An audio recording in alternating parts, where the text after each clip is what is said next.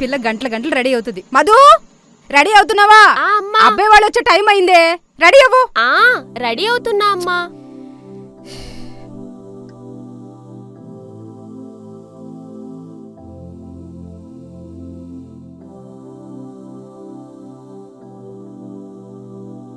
ఈ పిల్లడు ఎక్కడికి వెళ్ళాడు? చింటూ, ఒరే చింటూ, చింటూ. ఏంటమ్మా? ఇక్కడే ఉన్నావా? అక్కను చూసుకోవడానికి పెళ్లి వాళ్ళు వస్తున్నారు. షాప్కి వెళ్ళి స్వీట్స్ తీసుకురా. సరే తొందరగా వచ్చేసే. సరే. మధు, పైకి వచ్చేసండి, సెకండ్ ఫ్లోర్. ఈ పిల్ల రెడీ అయిందో లేదో. మధు, నమస్కారం అండి. నమస్తే అండి. నమస్తే. కూర్చోండి, కాఫీ తీసుకొస్తాను. ఇల్లు సొంతదేనా? సొంతదే. నీ అకౌంట్లో పడ్డట్టే. అమ్మాయికి తమ్ముడు కూడా ఉన్నాడు. తమ్ముడిదేముందిలే మామ, సైడ్ చేసేద్దాం. అయ్యాయా నీ ఆస్తి పంపకాలు కొంచెం నోరు మూసుకుని ఉండు.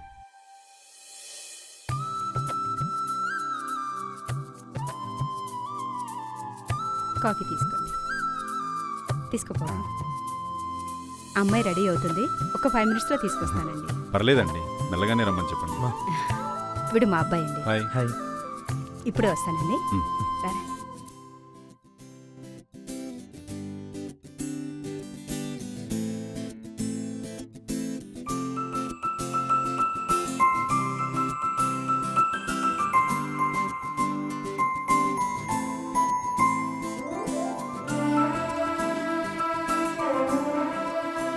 వీడేంటి మామ ఎండిపోయిన తాంబేలు లెక్కున్నాడు? నోరు మూసుకోరా, నువ్వేదో పెద్ద అందగడు అయినట్టు. అది కదా, వాడే ఇలా ఉన్నాడంటే వాళ్ళ అక్క ఎలా ఉంటుందని.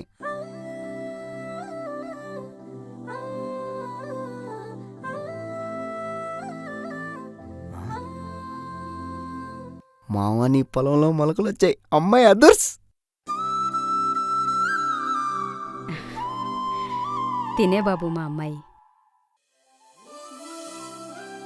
లక్షణంగా ఉందండి. రమణ గారు మీ గురించి అంతా చెప్పారండి. నేను ఒక అనాథనండి. నా కుటుంబం అంటే ఎలా ఉంటుందో తెలీదు. కానీ నాకంటూ ఒక కుటుంబం ఏర్పరచుకోవాలని ఎప్పటినుంచో కళ్ళకంటున్నాను. ఇన్నాళ్ళకి నా కళ నెరవేరుతుంది. అమ్మాయికి నాన్న లేడు బాబు, కానీ చాలా బాధ్యతగా పెంచాను. ఇప్పుడు ఆ బాధ్యత అంతా తనే తీసుకుని కుటుంబ భారమంతా మోస్తుంది. పెళ్లి తర్వాత ఆ బాధ్యత నేను తీసుకుంటా అండి. తనకమ్మంటే నాకు అమ్మనే. అందరం కలిసే ఉందాం. థ్యాంక్ యూ బాబు. పెళ్లి చేసి తన్ను పంపించాలనే ఆలోచన ఎప్పటినుంచో నన్ను బాధపెడుతుంది. కానీ ఈ ఆలోచన మళ్ళీ నన్ను బతికించింది. తను భయపడుతున్నట్టుంది, ఏం మాట్లాడలేదు. నేను కొంచెంసేపు ఒంటరిగా మీతో మాట్లాడొచ్చా? నాకెలాంటి ఇబ్బంది లేదు. అమ్మకోకంటే నాకు ఓకేనా. సరే బాబు, పైకి వెళ్ళి మాట్లాడుకోండి.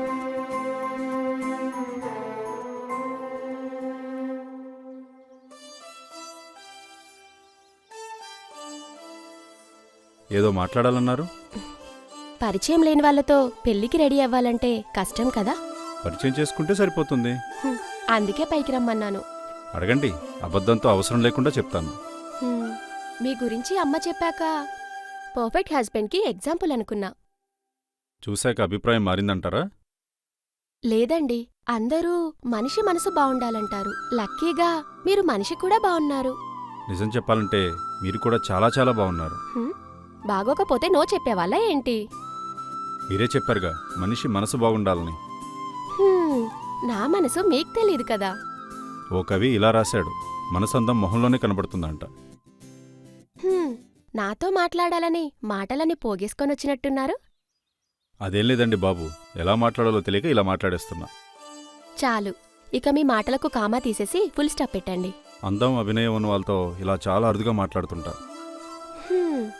పరిచయం లేని వ్యక్తితోనే ఇలా మాట్లాడుతున్నారంటే ఇక మీతో పరిచయం ఉన్న వాళ్ళైతే నేను అందరితో ఇలా మాట్లాడను, ఎందుకంటే వాళ్ళలో నాకు కాబోయే భార్య లేదుగా. మీ గురించి పుస్తకం రాయాలంటే కష్టపడాల్సిన పనిలేదు. పెన్ను పేపర్ తీసుకొని ఈ మాటల్లోంచి కొన్ని పోగేస్తే చాలు. మాటకారనైతే అస్సలు కాదండోయ్, కేవలం మాట్లాడగలనంతే. ఇక చాలండి, కిందకి వెళ్ళి మా అమ్మతో కూడా చెప్పాలి. ఇంతకీ నేను మీకు నచ్చానా? ఇంతకీ అబ్బాయి ఏం చేస్తుంటాడో? మొన్న చదువు అయిపోయింది, ఆహా. జాబ్ కోసం ట్రై. మా అంతా ఓకేనా? ఓకే, అన్నీ మాట్లాడేశాను. కొడేం కాదురా, నువ్వు ఎక్కడెత్తానో తెలుసు. అమ్మా, నాకు ఈ పెళ్లి ఇష్టం లేదు.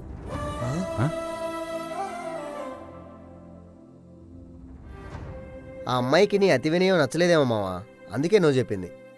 అమ్మాయి నచ్చకపోతే మొహం మీద చెప్పేంత ముక్కుసూటి మనిషి. కానీ ఎందుకు ఇలా అబద్ధం చెప్పిందో అర్థం కావటం లేదు. ఇప్పుడేంటి ఆడపిల్లని రోడ్డు మీద నిలదీస్తావా? నిలబడి మాట్లాడతా, అంతేకాని నిలదీసేంత అధికారం నాకు లేదు. బాబు, నువ్వు బుద్ధిమంతుడివే అని నాకు తెలుసు, కానీ మళ్ళీ అడగడం పద్ధతి కాదేమో. ఇంకొక్కసారి అడుగుతా, నచ్చలేదు అంటే జీవితంలో తనకి నా మొహం చూపించను. ఏమో నీ ఇష్టం మావా. సరే, తను వస్తుంది, నేను మళ్ళీ కలుస్తాను. బాయ్. నిన్న జరిగిన సినిమాకి ఇప్పుడు ఇంటర్వెల్ ఏంటో? నాలో నచ్చనంతని చెప్తే మార్చుకుందామని. మీరు నచ్చలేదని నేను చెప్పలేదే. వాట్? అదేంటి? నేను తప్పుగా విన్నానా? మీరు నచ్చారు, కానీ మీతో పెళ్లి నచ్చలేదు. ఆ, అర్థం కావట్లేదు, కొంచెం క్లియర్గా చెప్పొచ్చుగా. మీరెవరికైనా నచ్చేస్తారు, నాకు కూడా. కానీ మిమ్మల్ని నేను పెళ్లి చేసుకోలేను. కారణం తెలుసుకోవచ్చా? నాకు పెళ్లి మీద పెద్ద నమ్మకం లేదు. అంటే మీరు జీవితాంతం ఒంటరిగా ఉండిపోతారా? అన్నీ కలిసొస్తే అలాంటి అవకాశం ఉందిలేండి. మీరెవరో పెళ్లి జంటను చూసి ఇలాంటి నిర్ణయం తీసుకున్నారనుకుంటా. అది చాలా తప్పండి. తప్పు కాదు, అది నా అభిప్రాయం. నేను మీలాంటి అమ్మాయితో కుటుంబాన్ని ఊహించుకున్నా. నాలాంటి అమ్మాయే కదా, దొరుకుతుందిలే. దొరకదు. మీలాంటి అమ్మాయిని చేసుకోవాలనుకున్నా, కానీ మిమ్మల్ని కలిశాక మీలాంటి అమ్మాయి మీరొక్కళ్ళే ఉంటారని తెలుసుకున్నా. మీరెన్ని మాటలు చెప్పినా నేను మిమ్మల్ని చేసుకోను. మీరెన్ని చెప్పినా నేను మిమ్మల్ని వదులుకోలేను. వద్దన్నా వెంటపడ్డం మీలాంటి వాళ్ళు చేసే పని కాదు. నిజం చెప్పాలంటే నాకు ఏ అమ్మాయి పరిచయం లేదు, ఉన్నదొక్కడే ఫ్రెండ్. మీతో మాట్లాడాక మీలాంటి అమ్మాయే కదా నాకు కావాల్సిందనుకున్నా. సరే, మీరు పెళ్ళెందుకు వద్దంటున్నారు? చెప్పా కదా, నాకు అస్సలొద్దు మీరు. సరే, అట్లీస్ట్ మీ ఫ్రెండ్గానే ఉండొచ్చా? ఫ్రెండ్షిప్ పేరుతో మళ్ళీ పెళ్ళంటే? ముక్కుసూటి మనుషుల ముందు మజాక్ చేయకూడదని నాకు తెలిసిన మనిషి చెప్పాడులేండి. సర్లేండి, నేను ఫ్రెండ్షిప్ చేస్తా. అలా అయినా మీ మాటలు కొన్ని దొబ్బయ్యొచ్చు. అమ్మయ్యా, థ్యాంక్ గాడ్, ఫ్రెండ్షిప్కైనా ఓకే చెప్పారు. అందులో నా స్వార్థం కూడా ఉందిలేండి. మీరంతలా చూడాల్సిన పనిలేదు. స్వార్థం అంటే మీ మాటలు కొన్ని దొంగతనం చేయడం. అమ్మయ్యా, బ్రతికిచ్చారు. This is Madhu. This is Karthik. నడుచుకుంటే వెళ్తున్నారు, లిఫ్ట్ ఇవ్వచ్చా? యాక్చువల్లీ అబ్బాయిల బైక్ ఎక్కను నేను, కానీ ఫ్రెండే కదా, ఎక్కిస్తాను.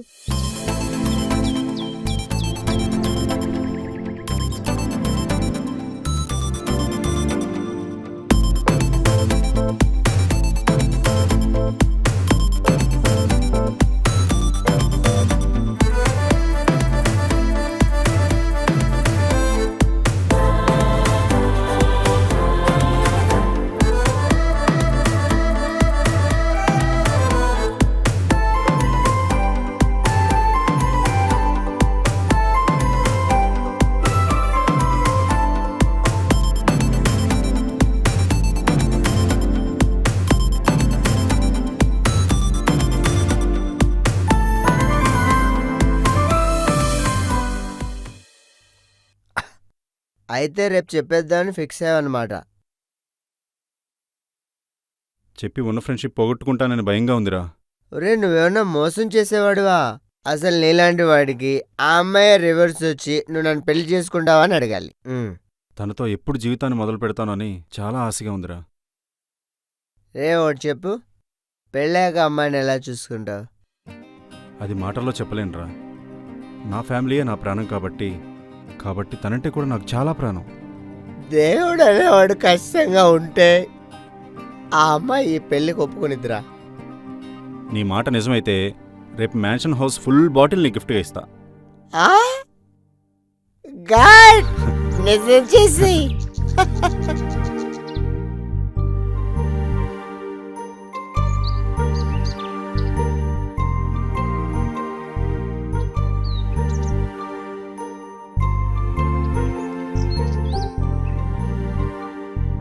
ఏంటి సార్, ఇక్కడికి రమ్మన్నారు?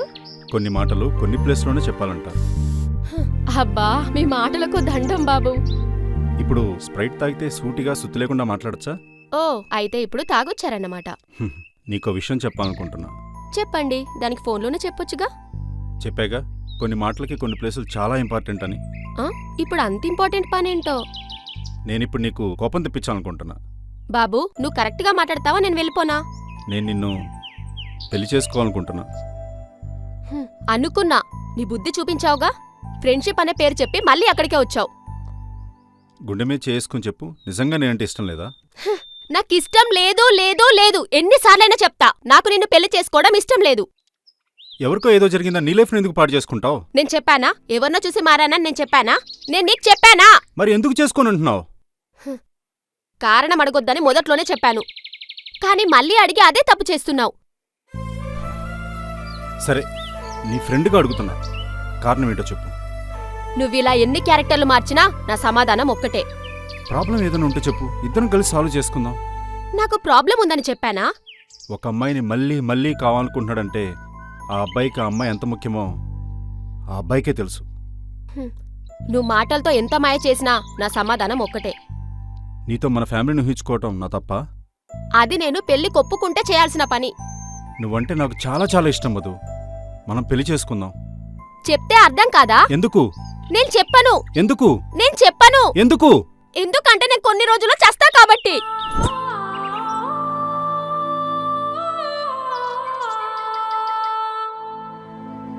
నాకున్న రేర్ డిసీజ్ వల్ల కొన్ని రోజుల్లో నేను చనిపోతాను.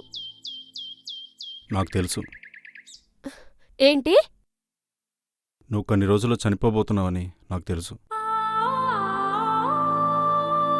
ఏంటి, తెలిసిన వీడు నా వెంట ఎందుకు పడుతున్నాడు అనుకుంటున్నావా? నేను ప్రేమించిన అమ్మాయి చనిపోబోతుందని తెలిసి నా ప్రేమను చంపుకోలేను కదా. అలా చనిపోబోతుందని తెలిసి ప్రేమించడం ఆపేస్తే అది ప్రేమే కాదు. నీతో ఫ్యామిలీని ఊహించుకున్నా. నువ్వెన్ని రోజులుంటావో నాకు తెలీదు, కానీ నువ్వు ఉండే ప్రతి క్షణం నాతోనే ఉండాలి. ఆ జ్ఞాపకాలతో నేను బతికేయాలి. అంతే నాకు తెలిసింది. ఇష్టంరా, నీకోసం నేను చచ్చేంత ఇష్టం. బ్రతకలేని నాతో నువ్వు జీవితాంతం బ్రతకాలనుకుంటున్నావంటే నాకు నీతో బ్రతకాలనుంది. ఆశ ఆయువుని పెంచకపోవచ్చేమో, ప్రేమ ఖచ్చితంగా పెంచుతుంది. మనం జీవితాన్ని మొదలు పెడదాం. నా ప్రేమను చూసైనా సరే దేవుడికి ఇష్టపట్టి నేనెక్కడే ఉంచేస్తాడేమో. నీది స్వార్థమున్న ప్రేమ. మనం పెళ్లి చేసుకుందాం.